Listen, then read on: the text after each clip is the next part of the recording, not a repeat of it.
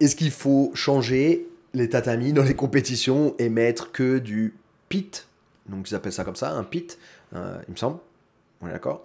Le pit, donc c'est tatami avec des rebords autour. Donc dans cette vidéo, je vais vous expliquer pourquoi c'est super intéressant ce format-là. Et du coup, bah, donner un peu mon opinion là-dessus sur voir est-ce que il faut changer le tatami dans toutes les compétitions pour utiliser que ce format-là. Donc du coup, pour commencer, bah, voilà, jusqu'à présent, qu'est-ce qu'on avait comme format d'espace de pratique dans les compétitions? Donc on a forcément le tatami. Donc on a quand même des grandes aires hein, sur certaines compétitions, IBJJF ou autres, des grandes aires de tatami pour pouvoir faire les combats. On a eu ça. On a eu bah, ring. On a des fois eu des super fights sur des rings. Ou même des genres de mini compétitions à 16 combattants, comme le Craig Jones Invitational ou comme le EBI ou autre. On a eu la cage, par exemple avec l'ADXC, où il y a eu d'autres événements aussi qui ont utilisé la cage. Et là, du coup, on a une nouvelle chose qui apparaît, un nouveau format. Alors, on a eu aussi, avec l'UFC Invitational, tatami, mais surélevé. Ok. Et du coup, le dernier format qu'on va voir là, c'est le pit. Donc, comme au karaté combat, ça s'appelle comme ça, karaté combat, et qui propose aussi des combats en grappling, où Craig Jones a combattu et que ça lui a donné l'idée de l'utiliser pour son événement, le Craig Jones Invitational, parce qu'il a adoré. Alors, déjà, dans un premier temps, il y a un truc qui est important à comprendre, c'est que dans notre sport, la partie debout est très, très, très, très peu réglementée. Ok. Exemple, en lutte libre, lutte gréco, si je dis pas de bêtises, à partir du moment où on s'est engagé, on n'a pas le droit de fuir. C'est un peu comme bah, du coup quand on est en combat au sol, une fois que l'adversaire il est assis et que moi je suis dans sa garde, j'ai l'obligation de m'engager. Je dois m'engager, je dois être à une distance de combat. Et je ne peux pas faire que fuir. Alors là, par exemple, je regardais hier le combat avec Meregali face à Pixley. Et j'ai été très surpris que Pixley ne se fasse pas euh, sanctionner par le nombre de fois qu'il a fui le combat. Parce que bah, j'avais vu que le highlight. Bon, j'étais à la DCC, mais comme j'étais avec Mika, Diogo et Kawan sur l'événement, et en fait, ça s'enchaîne très très vite. On se rend pas bien compte, hein, mais un combattant, il n'a pas beaucoup de temps de récup en vrai entre chaque, même si c'est une heure et demie, 2 heures, bah, ça passe vite en fait. Sachant que tout le monde a ce temps, enfin que votre adversaire aussi a ce temps-là, bah, il faut essayer d'en profiter pour manger, boire, se faire masser, s'étirer, se réchauffer, étudier le prochain adversaire. Enfin voilà, tout ça, ça prend du temps.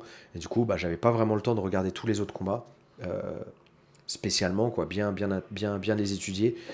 Et en fait, hier soir, je me suis penché sur le combat de Meregali face à Pixley et j'ai été très étonné que Pixley ne se fasse pas sanctionner alors que Meregali avançait pour aller le chercher. Et l'autre, dans la garde, bah, il a fait que fuir en fait. Que fuir, que fuir. Il lançait quelques attaques de temps en temps, mais je trouve qu'il n'a pas été sanctionné. Bah, il n'a pas du tout été sanctionné pendant tout son combat. Donc voilà, et pour parler de ce combat-là, je trouve que Meregali a vraiment mal. Il a mal combattu, mais en même temps, en fait, au début, je pensais qu'il était resté beaucoup plus debout avec lui, qu'en fait, il s'est beaucoup assis. Mais il aurait dû montrer un peu plus de signes d'énervement, d'impatience à l'arbitre. Alors, c'est bien beau de vouloir faire celui. Enfin, c'est comme beaucoup, hein, Mika aussi, il n'est pas comme ça du tout. Ou alors, ça doit être le rôle aussi du coach. Mais Danaher, c'est le coach le plus muet de l'histoire des coachs. Il ne dit rien du tout. À un tel point que son élève, donc Giancarlo Bodoni, qui prend Cyborg à l'absolute, ne savait même pas que Cyborg le menait 3-0. Et il s'en est rendu compte à 30 secondes de la fin. Ça, c'est un coach qui ne dit pas les points, qui ne dit rien, c'est pas possible quoi. Je respecte beaucoup Danaher, il a beaucoup apporté au milieu, il apporte beaucoup, mais en niveau coaching, c'est horrible. Alors je sais pas ce qu'il leur dit avant, peut-être que c'est un très bon coach avant, mais une fois qu'il est assis sur la chaise, c'est... Ah non, et j'ai l'impression que c'est un peu dans le genre, bon bah voilà, tout le travail a été fait, maintenant c'est à toi de jouer quoi. Mais il y a des choses qu'il faut dire quoi. Le temps, les points, enfin, c'est pas possible qu'il y ait un coach qui soit muet et que à cause de ça, Bodoni par exemple, bah, perdre 3-0 face à Cyborg. Si ça se trouve, s'il avait su avant qu'il était mené, il aurait. Enfin, dès qu'il a su qu'il était mené, il a complètement changé son jeu, enfin, la façon de combattre. Bref. Donc tout ça pour revenir au pit. Donc, il faut se rendre compte que la partie debout, elle n'est pas du tout réglementée. On peut complètement se détacher de son adversaire, reprendre de la distance, tourner. On l'a déjà vu, tous ces combats de jiu-jitsu brésilien, que ce soit donc en kimono et sans kimono, que ces combats de grappling, de lutte à livrer, pareil, debout, où les mecs, en fait, bah, ils mènent au point et ils font comme s'ils travaillaient. Donc ça se connecte un peu, ça se déconnecte, ça tourne, ça danse, ça machin. En fait, notre combat, la partie debout, n'est pas du tout réglementée. Donc c'est bien, mais en même temps, c'est pas bien. Ce qui est bien, c'est que bon, bah, c'est pas parce que le mec est un tueur à gages debout et qui va venir et qui va complètement dominer tout le monde. Bon, ça préserve, on va dire, peut-être notre sport. Peut-être que c'est pour ça qu'il le réglemente pas autant. Mais du coup, bah, ça permet à des gens de mettre un avantage et puis après de faire semblant debout, quoi. Chose qui est vraiment difficile en lutte parce que bah, c'est réglementé, quoi. On a le droit d'attraper les adversaires. On a le droit, donc pour se connecter, tu peux pas te connecter de n'importe quelle façon. Par exemple, la copine de Michael trouvait ça complètement bizarre que les gens se connectent de cette façon-là. Donc on va mettre main contre main. Pourquoi? Parce que Badin, en fait, on peut pas faire grand-chose et l'adversaire peut pas faire grand-chose. Mais en fait, c'est fait exprès. C'est on veut un peu, hop, on se connecte, on se repose un peu, ça fait genre on travaille et tout. Mais en fait, ça ne fait pas évoluer le combat debout. Enfin, il y a plein de choses comme ça qui font que debout, le travail du coup n'est pas réglementé et ne fait pas avancer. Et donc qu'est-ce qui se passe? Comme je l'ai dit, il y a des gens qui vont tourner. Et en fait, avec le pit, eh bien on l'a vu, c'est impossible de fuir. En fait, on peut pas fuir. Parce que bah, celui qui va être offensif, il va avancer, avancer, avancer, avancer, avancer. L'autre, il va essayer de tourner. S'il veut, il va essayer de partir. Mais au bout d'un moment, il va se faire cerner contre les rebords du tatami qu'ils ont posé. Et en fait, bah, il n'y a pas de possibilité de fuir. Donc même si on est mené au score, on a toujours cette possibilité d'aller chercher l'adversaire. Et en plus de ça, bah, c'est quand même intéressant parce qu'il y a quand même des choses en plus qui apparaissent. Je sais pas, bah, on a vu Craig Jones qui a fait un triangle à la volée en prenant appui sur le pit. On a vu aussi, du coup, bah, Andrew Tackett et Ked Ryotolo avoir des séquences contre le pit et on a vu des trucs super sympas, des prises de dos qu'on n'aurait jamais vu d'habitude, des amenés au sol qu'on n'aurait pas vu d'habitude, etc. Donc je trouve que c'est super intéressant ce format-là pour notre combat, pour notre style de combat. Maintenant, est-ce qu'il faut le mettre sur tous les événements? Je ne pense pas. Pourquoi? Alors déjà, ça ferait que il faudrait que dans les clubs, on installe des choses comme ça. On installe des rebords. Imaginez, il y a ça dans toutes les compétitions maintenant.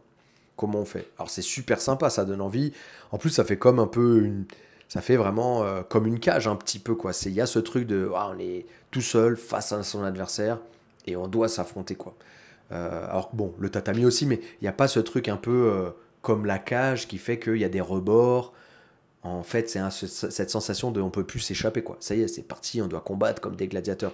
Donc et on doit avoir une sensation assez sympa dedans qui est voilà, on est deux, il faut combattre, celui qui gagne sort vivant quoi. Il y a un truc comme ça. Un peu que bah, comme il y a en MMA, ceux qui sont déjà rentrés dans une cage où il y a quelqu'un qui a fermé la cage, vous étiez tout seul face à quelqu'un en face de vous, bah, vous avez eu forcément cette sensation de ouh là là, bon bah c'est parti quoi, c'est du vrai quoi. Puis bah ça dépend avec qui on est enfermé dans la cage quoi. Donc là ça peut être un peu, il peut y avoir aussi cette sensation là. Donc mettre ça sur tous les événements, imaginons dans un rêve futur ou un cauchemar, ça dépend pour qui. Euh, tous les événements IBJF, c'est comme ça. Tous les événements, je sais pas, de grappling, c'est comme ça. Tous les événements. Bah, ça veut dire que dans les clubs, il va falloir faire ça. Enfin, ça demande quand même un aménagement bien particulier, un peu plus coûteux, et qu'il faut bien évidemment un espace supplémentaire dans les salles. Donc toutes les salles ne pourra pas avoir ça. Donc ça sera quand même compliqué d'entraîner. Après, ce qui peut être sympa, c'est que ça va forcément créer des nouvelles choses, des nouvelles façons euh, de s'entraîner, des nouvelles séquences contre le pit, enfin, un peu comme le MMA, quoi, qui a son cage control. Donc c'est quelque chose qui est intéressant, qui est excitant, hein, dans notre sport, ça pourrait vraiment être un truc de nouveau. Mais je pense pas que c'est bien de le mettre dans tous les événements. Comme je l'ai dit dans cette vidéo-là, mais aussi dans mon autre vidéo où je parle de qui est-ce qui est plus grand entre Craig Jones Invitational et la DCC, j'essaie de répondre à cette question-là. Euh, Bah en fait, la partie de la DCC qui est aussi excitante, même si c'est dangereux, mais c'est aussi ça qui fait que c'est excitant, c'est la partie où ça sort du tatami, quoi. Ça se pousse, ça va combattre en dehors du tatami, sur le sol, sans tatami.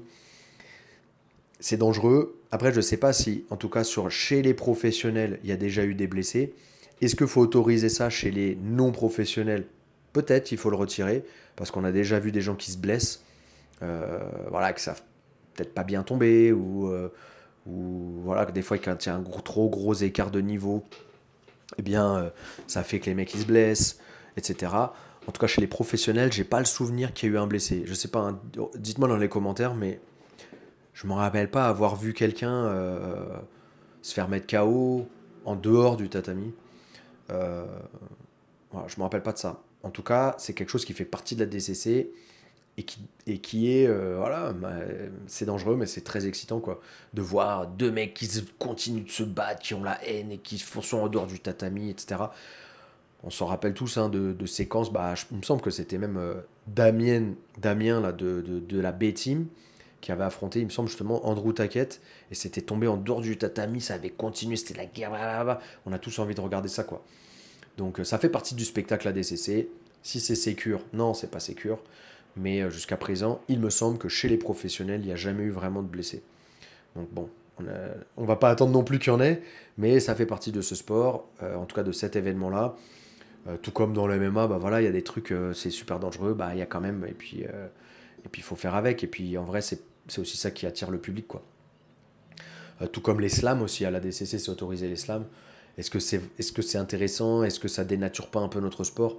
C'est pas non plus super utilisé, mais ça arrive quand même que ça soit utilisé. Il y a des mecs qui ont déjà été mis KO là-dessus. Slam, c'est quoi pour ceux qui ne savent pas? C'est quand, par exemple, l'adversaire m'attaque en triangle, donc vous cherchez à m'étrangler. À partir du moment où je suis attaqué sur une soumission, j'ai le droit d'essayer de sortir de la soumission en claquant mon adversaire par terre. Donc ça peut me faire sortir de la clé, mais aussi ça peut faire mettre KO mon adversaire et du coup, je peux gagner. Voilà, et donc ça c'est pareil, ça fait partie de la DCC. Je suis pas super d'accord avec ça, mais ça fait partie de la DCC, c'est ce qui fait que les gens, wow, ils aiment, ça fait le côté spectacle de ce sport. Donc est-ce qu'il faut un pit dans tous les événements? Non, je ne pense pas, mais je kiffe vraiment l'idée, et je trouve que c'est une super idée du coup, ce format d'espace pour les combattants, pour combattre en fait sur, dans cette surface-là. Je trouve ça vraiment intéressant et j'ai hâte de voir ce que ça va donner par la suite au niveau des nouvelles techniques qu'on va voir ou des nouveaux enchaînements, comment les combattants vont utiliser cette partie-là de la surface de combat. Voilà. Mettez-moi dans les commentaires ce que vous pensez de ça. J'imagine, vu l'engouement qu'il y a eu pour le Craig Jones Invitational, que vous allez tous dire ouais, il faut ça partout, c'était génial et tout. Voilà, mais est-ce que il faut ça vraiment partout, même dans les compétitions IBJF? Est-ce qu'il faut ça aussi? Je sais pas. D'ailleurs, petite nouvelle, on était à l'UFC avec Mika, Diogo et tout, parce que bah ils veulent négocier pour que Mika combatte à l'UFC à l'UFC Fight Pass là sur leur UFC Invitational, comment ils appellent ça? Bref, les événements de grappling qu'ils organisent, pareil de super fight. Et donc, ils nous disaient, un petit peu en avant-première, qu'ils allaient mettre un pit, justement, sur les prochains événements, que ça allait plus être... parce qu'en fait, ils ont besoin de ranger tout leur matériel électronique sous le tatami, pour que ça passe d'un bout à l'autre, en fait. Je sais pas si vous voyez ce que je veux dire. comme bah, ils doivent filmer et tout, bah, faut pas que tout le matériel il soit autour. Sinon, bah, on peut se prendre les pieds dedans, ça peut se débrancher et tout. Donc ils branchent tout en fait en dessous. Donc ils sont obligés de surélever l'espace de pratique. Et comme ils sont obligés de surélever l'espace de pratique, bah, pour l'instant ils ont mis qu'un tatami. Mais le tatami, c'est super dangereux. Là, du coup, pour le coup, c'est vous tombez peut-être, je pense pas que c'est d'1 mètre, mais presque, quand vous tombez en dehors du tatami avec votre partenaire. Donc ça a été très dangereux. Et du coup, ils ont beaucoup aimé cette idée du pit. Et il me semble que dès le prochain événement qu'ils vont faire en Super Fight, ce sera un pit aussi sur l'UFC Grappling ou l'UFC Invitational. Voilà pour la petite anecdote. J'espère que vous avez apprécié. Mettez-moi dans les commentaires ce que vous pensez de tout ça. Et puis, bah, on se voit dans la prochaine vidéo. Merci à tous. Ossa!